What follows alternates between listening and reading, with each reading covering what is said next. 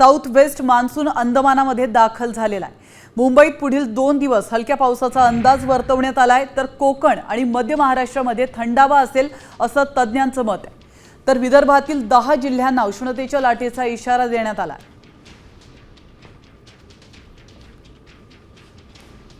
हवामान तज्ञ सुषमा नायर आपल्यासोबत आहे, आपण त्यांच्याशी बातचीत करूया।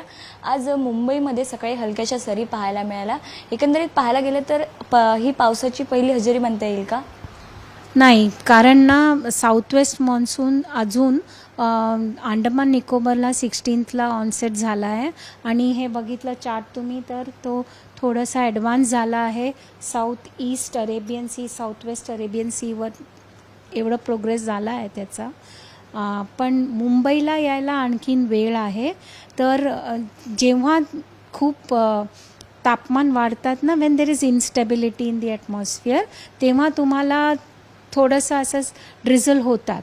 रायगड आणि ठाण्यामध्ये पण थंडरस्टॉर्म ॲक्टिव्हिटीची शक्यता आहे। मुंबईला पण हलकंसं पावसाचा इशारा दिला आहोत आम्ही 1-2 दिवसासाठी।